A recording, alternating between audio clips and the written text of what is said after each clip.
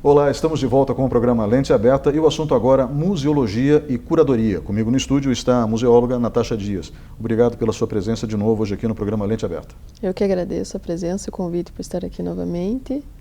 Vamos conversar aí um pouco para ver o que o pessoal pensa e acha também sobre curadoria e museologia. Vamos começar pelo básico, Natasha. Como que a gente pode definir museologia?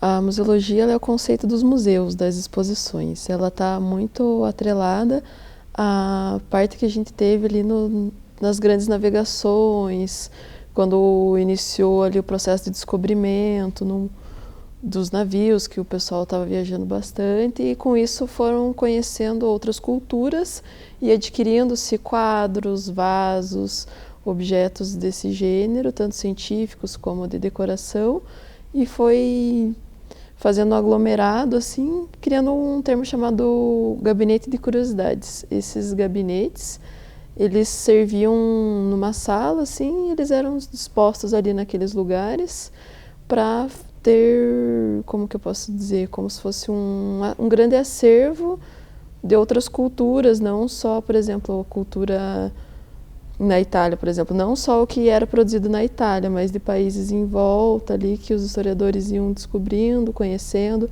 adquirindo e comprando. A partir disso foi se dada a origem do museu, que ele já tem ali muito da história, da cultura, da filosofia, tudo daquela época e também do passado em si. Foram se organizando essas exposições e modificando. O museu começou muito histórico, mas hoje em dia já não. Se a gente for, por exemplo, para São Paulo, até mesmo aqui em Ponta Grossa, a gente vai encontrar exposições não só de caráter histórico, representando uma história, mas representando também a nossa produção hoje enquanto artista, através de ideias, de conceitos, de atitudes políticas também, não só histórico do passado, né? Uhum. Nós temos dentro dos museus as curadorias. Exato. E o que é uma curadoria? A curadoria nasce junto nessa época dos gabinetes de curiosidade, onde era-se necessário organizar e catalogar esses itens. Então, era uma sala bem grande, onde nas paredes tinham vários quadros. E na época houve-se posso dizer, não digo ignorância, mas houve uma ação assim que, por exemplo, não cabia um quadro naquele espaço disponível na parede, então muitas pessoas cortavam os quadros, um pedaço deles ou metade, para caber ali naquele espaço. E com o passar do tempo foi se percebendo que aquilo para a história não era algo bom.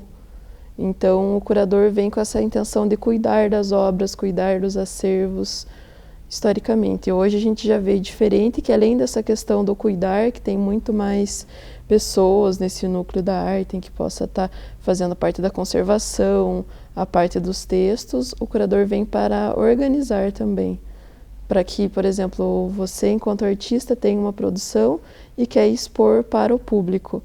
Eu, enquanto curadora, vou ver as suas obras, vou conversar contigo, tudo mais, e tentar organizar ela de uma maneira que faça uma ligação entre você, entre as obras, para o público, organizar elas mais desta maneira. Quando a gente fala de exposições, a gente fala de exposições de diferentes gêneros e tipos, né? Sim. A gente mencionou aqui a questão dos objetos de cunho histórico, mas também tem as exposições científicas, não tem? Exatamente. Elas começaram-se muito com esses objetos científicos. Como o avanço naquela época tecnológico estava muito em alta, se a gente pensar que o navio foi já um grande avanço tecnológico, né? Muito era se guardado ali, por exemplo, Leonardo da Vinci tem muitas exposições, não só com as obras dele, mas também com os artefatos e tudo mais. Porque muita gente esquece que Leonardo da Vinci era um grande inventor, além de um grande artista, né?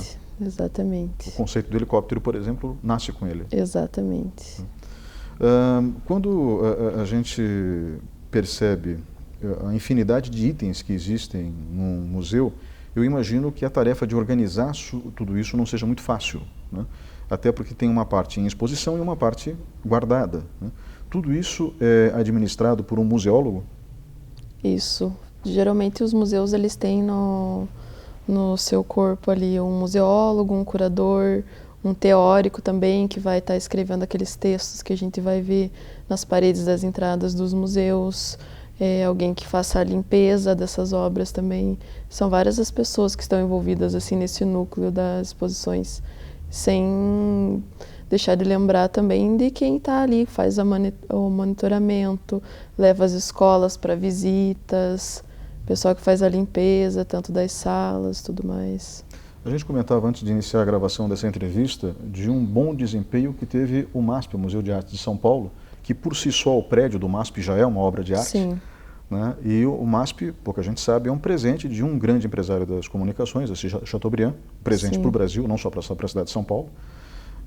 E também com a contribuição de um italiano, que acabou virando brasileiro com a passagem dos anos, que é Pietro Bardi, né? Que foi, acho que, o primeiro diretor do MASP. E o MASP conseguiu, então, nos últimos tempos, atrair muito público. Essa é uma boa notícia, não é? Essa é uma ótima notícia. Essa semana saiu uma matéria em que só nesse ano, nesses 7, quase 8 meses que a gente teve até agora, já se passou o número de visitantes do ano passado.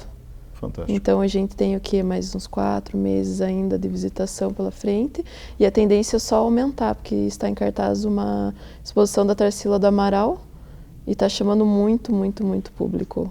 Tem até nas reportagens o pessoal de lá está falando super bem que por questões políticas de corte de verbas e tudo mais, isso movimentou muito o público a estar indo visitar. Outra coisa que também é positiva com isso, que muitos teóricos, tanto de arte quanto de estética e tudo mais, sempre falaram um pouco mal da tecnologia e do uso dela dentro dos museus.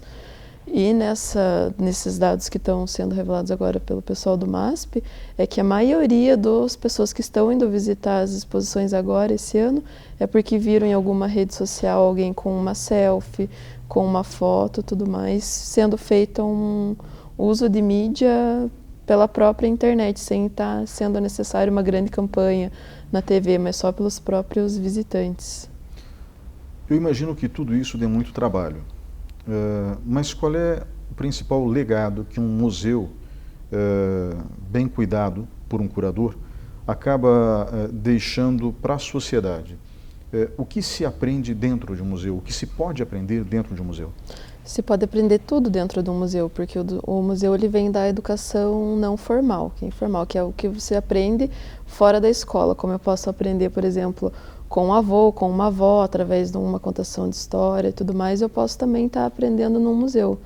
Se eu for, por exemplo, num museu de história natural, ali eu vou estar aprendendo muita coisa sobre animais, sobre plantas.